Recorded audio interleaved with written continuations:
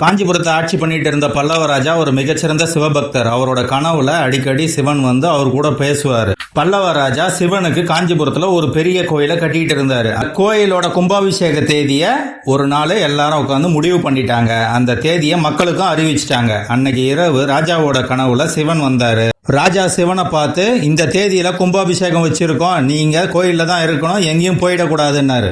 சிவன் கொஞ்ச நேரம் யோசிச்சுட்டு, இல்ல ராஜா, அந்த தேதியில என்னோட இன்னொரு பக்தர் கோயில் கட்டிட்டு இருக்காரு, அவரு கும்பாபிஷேக தேதியை வச்சிருக்கிறாரு, அவர் இந்த தேதியை எனக்கு ஒரு மாசத்துக்கு முன்னாடியே சொல்லிட்டாரு, நீ வேணும்னா இந்த கும்பாபிஷேக தேதியை வேற ஒரு நாளைக்கு மாத்திக்கொண்டாரு. ராஜாக்கு ரொம்ப கோபம் வந்துடுச்சு. இல்ல சிவனே, நானும் ஏற்கனவே எல்லாருக்கும் இதை பத்தி சொல்லிட்டேன், இதுக்கு மேல இதை மாத்த முடியாது, நீ அங்க வந்துதான் ஆகணும்ட்டார். ராஜா, நான் இவ்வளவு பெரிய கோயில் கட்டிட்டு இருக்கேன், என்னோட கோயிலுக்கு வராம வேற யாரோ ஒருத்தர் கட்டிக்கிட்டு இருக்காருன்ற கோயிலுக்கு போறேன்றீங்களே, அந்த கோயில் என்ன அவ்வளவு சிறப்பு வாய்ந்ததான்னாரு.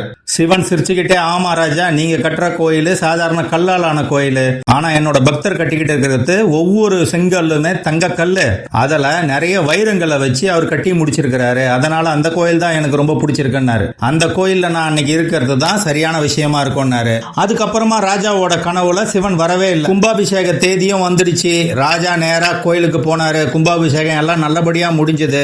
எல்லாரும் ரொம்ப சந்தோஷமா இருந்தாங்க. ராஜா மட்டும் கொஞ்சம் அமைதியா இருந்தாரு. கோயிலுக்குள்ள போயிட்டு கர்ப்ப கிரகத்து பக்கத்துல நின்று சிவனை நினைச்சு பிரார்த்தனை பண்ணாரு. அப்போ அவருக்கு புரிஞ்சது சிவன் அங்க இல்லன்ட்டு. நம்ம கிட்ட சொன்ன மாதிரியே சிவன் இந்த கோயில்ல இல்ல, இன்னொருத்தர் கட்டின கோயிலுக்கு போயிட்டாரு. இருந்தாலும் மக்கள் சந்தோஷமா இருக்கிறாங்க, அவங்களுக்கு இந்த விஷயம் தெரியாதுன்ட்டு கீழே வந்தாரு. கோயிலை விட்டு வெளியே வந்தவர் கொஞ்ச நேரம் யோசிச்சாரு. நாம இவ்வளவு பெரிய கோயிலை கட்டிருக்கோம், இந்த கோயில் வேணான்ட்டு அந்த பக்தர் கட்டிருக்கிற தங்க கோயிலுக்கு தான் போவான்ட்டு சிவன் போயிருக்கிறாரு. அப்ப அவருக்கு தங்கத்துக்கு மேலதான் மிகப்பெரிய மரியாதை இருக்குது. இருந்தாலும் அந்த சிவபக்தர் கட்டிருக்க கோயிலை நாமளும் போய் பார்ப்போன்ட்டு முடிவு பண்ணி கிளம்பிட்டாரு.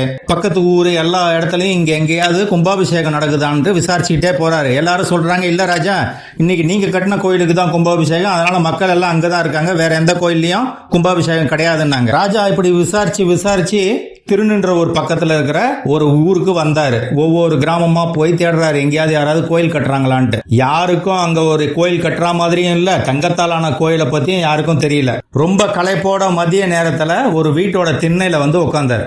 அப்போ அந்த வீட்டோட அம்மா வெளியே வந்து என்ன வேணும்னு கேட்டாங்க. இவரு, எனக்கு கொஞ்சம் தண்ணி தர முடியுமானாரு. அவங்க எடுத்து வந்து கொடுத்தாங்க. அவர் தண்ணி குடிச்சிட்டே இருக்கும் போது அந்த வீட்டுக்குள்ள இருந்து யாரோ பூஜை பண்றத கேட்டாரு. மந்திரங்களோட சத்தம் அவருக்கு கேட்டுச்சு. அவர் உள்ள என்னமா நடக்குதுன்னாரு. என்னோட வீட்டுக்காரரு ரொம்ப நாளா சிவனுக்கு ஒரு கோயில் கட்டிட்டு இருந்தாரு, அந்த கோயிலுக்கு இப்பதான் கும்பாபிஷேகம் நடந்துட்டு இருக்கு, அதுதான் அந்த பூஜை சத்தம்.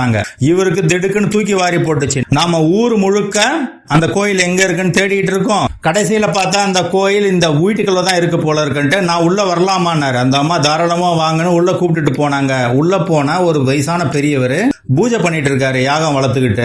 அவரு அந்த பெரியவர் பக்கத்துல உட்கார்ந்தாரு. அந்த பெரியவர் யாகெல்லாம் முடிச்சிட்டு இவருக்கு பிரசாதம் எடுத்துட்டு வந்து கொடுத்தாரு. பிரசாதத்தை சாப்பிட்டவரு, நான் தான் காஞ்சிபுரத்தோட ராஜான்னு தன்னை அறிமுகப்படுத்திக்கிட்டாரு.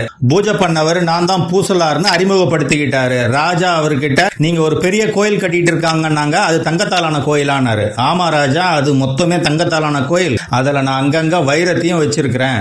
இத கேட்ட ராஜா, நான் அதை பார்க்க முடியுமான்னாரு. பூசலார் சிரிச்சுக்கிட்டே, இல்ல ராஜா, அது என்னோட மனசுக்குள்ளேயே ரொம்ப நாளா ஒவ்வொரு நாளும் ஒரு தங்க செங்கற்களை வச்சு கட்டின கோயில், அதை என்னால மட்டும்தான் பார்க்க முடியும், வேற யாராலையும் பார்க்க முடியாதுன்னாரு. ராஜாக்கு தூக்கி வாரி போட்டுச்சு. என்னங்க சொல்றீங்கன்னாரு. ஆமா ராஜா, எனக்கு ரொம்ப நாளா சிவனுக்கு ஒரு தங்கத்தாலான கோயில் கட்டணும்னு ஆசை, என்கிட்ட அதுக்கான வசதி கிடையாது, அதனால நான் ஒவ்வொரு நாளும் ஒரு தங்க செங்கல்ல எடுத்து வைக்கிறதா நினைச்சு அதே மாதிரியே கோயிலை கட்டி முடிச்சிட்டேன். அது மொத்தத்தையும் வைரத்தையும் வச்சு அலங்காரம் பண்ணிட்டேன். சிவனுக்கு சொல்லிட்டேன், இந்த கோயில் கட்டிட்டேன், நீங்க இங்க வரணும்ட்டு. அதே மாதிரி இன்னைக்கு வந்துட்டாரு.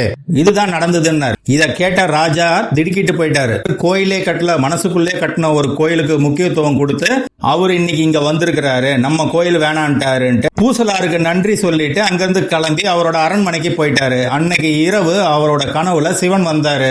ராஜா சிவனை பார்த்து, நான் எவ்வளவு சொல்லியும் நீங்க என்னோட கோயிலுக்கு வராம போயிட்டீங்க, அதுல எனக்கு ரொம்ப வருத்தம்னாரு. சிவன், அதை பத்தி நீ கவலைப்படாத, இதுக்கு மேல உன்னோட கோயில்ல தான் நான் எப்பவும் இருக்க போறேன். இந்த சிவபக்தருக்கு நான் அந்த தேதியில நான் அவரு கூட தான் இருப்பேன்றத வாக்கு கொடுத்துட்டேன், அதனால அந்த வாக்கை மீற முடியலன்னாரு. ராஜாவும், எனக்கும் சந்தோஷம் தான், ஏன்னா நான் இவ்வளவு செலவு பண்ணி கட்டியிருக்கிற இந்த கோயில் வேணான்ட்டு ஒரு பக்தர் மனசுக்குள்ளே கட்டியிருக்கிற அந்த கோயில் தான் பிடிக்கும்னு போனீங்க இல்லைங்களா, நீங்க பக்தர்கள் மேல வச்சிருக்கிற அந்த அன்பு எனக்கு ரொம்ப பிடிச்சிருக்குன்னாரு. இந்த கதை உங்களுக்கு பிடிச்சிருந்தா வீடியோக்கு லைக் பண்ணுங்க, சேனலுக்கு சப்ஸ்கிரைப் பண்ணுங்க. தேங்க்ஸ்.